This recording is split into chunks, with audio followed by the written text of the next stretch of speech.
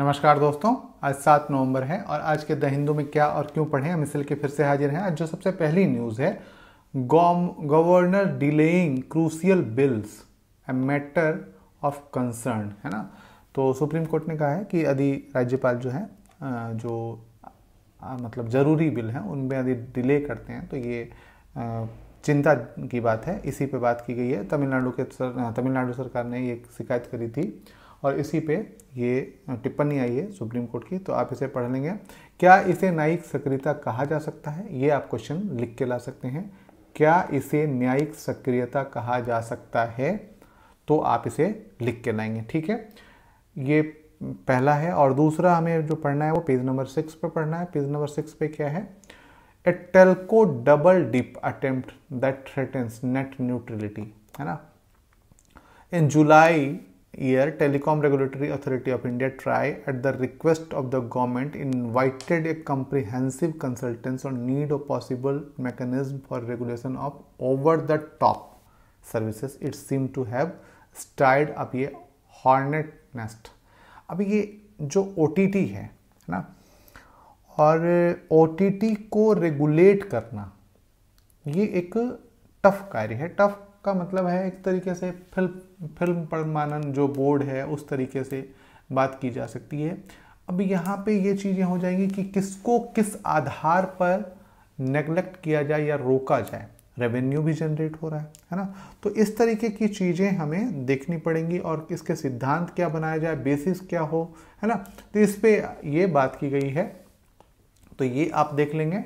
इसके बाद जो हमें अगला देखना है वो पेज नंबर 8 पे देखना है। पेज नंबर 8 पे क्या देखना है, states in court against their governor. कौन कौन से स्टेट हैं, खासकर जो विपक्षी पार्टियों द्वारा चलाए जा रहे राज्य हैं, वो अपने गवर्नर के विरोध में क्यों जा रहे हैं, और इसी पे एक चर्चा की गई है, तो आप इसे देख सकते हैं, ठीक है। इसके बाद जो है हमें पढ़ना है पेज नंबर 9 पे। पेज नंबर 9 में क्या है, how the personal data of 815 million. अब मिलियन को आप तोड़ना जानते ही होंगे, 51.5 करोड़ लोगों का डेटा जो है वो लीक हुआ है या टूटा है, ब्रीच हुआ है कहीं से, है ना। तो इसको कैसे मतलब कैसे टूटा, ये डेटा ब्रीच कैसे हुआ, इसी पे एक चर्चा की गई है। यहाँ पे है, on October 15 ReSecurity, an American cyber security company, shared the personally identifiable information of 815 million Indian citizen, है ना। तो इसको आप, सबसे बड़ी बात है कि डेटा क्यों निकाला जाता है या डेटा क्यों ऐसा किया जाता है। ये बहुत बड़ा मार्केट है, डेटा खरीद बिक्री का एक बहुत बड़ा मार्केट है। डेटा खरीद बिक्री का मार्केट क्यों खड़ा है, जैसे देखिए हम एक छोटा सा उदाहरण लेते हैं कि एक छोटी सी कोचिंग संस्था है ना। एक कोचिंग संस्था है और वो क्या कर रही है, अपना प्रचार करना है।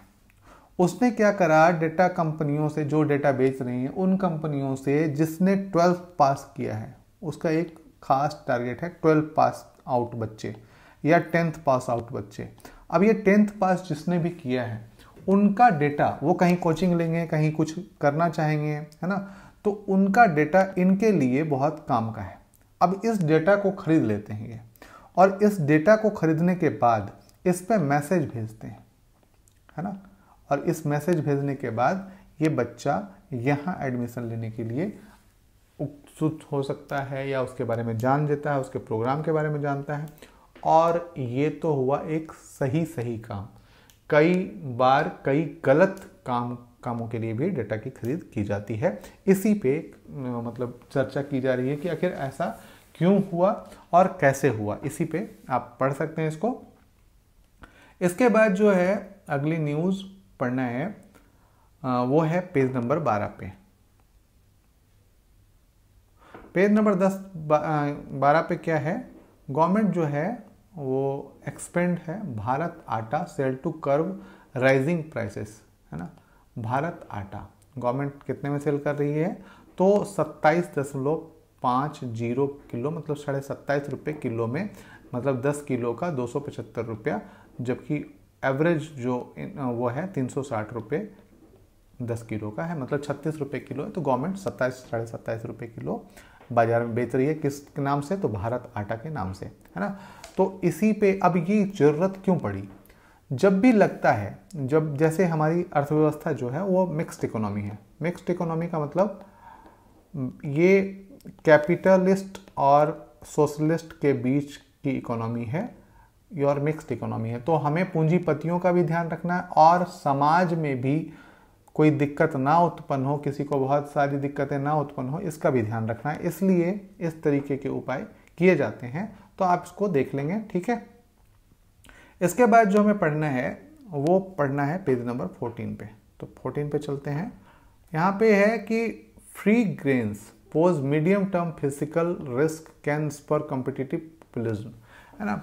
तो आपने देखा होगा कि कल मोदी जी ने कहा था कि हम 5 साल, अगले 5 साल तक और भी फ्री राशन देंगे, और इसी पे ये चीज़ें हो गई हैं। अभी एक निकल के आया है कि 15,000 करोड़ हमें हर साल चाहिए होगा यदि हम फ्री राशन बांटते हैं। तो खैर इसको पढ़ लेंगे, और जीडीपी पे क्या असर पड़ेगा, किस तरीके से दिक्कतें आएंगी, सब्सिडी कैसे, जो बिल हमारा घाटा है वो बढ़ाता कैसे है, इस पर आप देख सकते हैं, ठीक है। इसके बाद जो है हमें पढ़ना है वो पेज नंबर एकदम से लास्ट है, और इसी पे पढ़ना है कि in the Sikkim flood wake a trail of hazards line in wait. Sikkim का जो बाढ़ आया था, सिक्किम में जो बाढ़ आई थी, वो बता रहा है कि इस तरीके की कई दुर्घटनाएं, कई खतरे उत्पन्न हो सकते हैं, और ये वेट कर रहे हैं। मतलब कई डैम ऐसे बनाए गए हैं, यदि ऐसा होता है तो कई जगहों पे ऐसी दुर्घटनाएं घट सकती हैं। इसी पे बात की गई है, कुछ जगहों के बताए गए हैं, तो आप इसको यहाँ से देख सकते हैं। दोस्तों आज के लिए इतना ही। यदि आप पहली बार आए हैं तो प्लीज़ सब्सक्राइब कर लें, लाइक कमेंट शेयर जरूर करें। धन्यवाद, फिर कल मिलते हैं।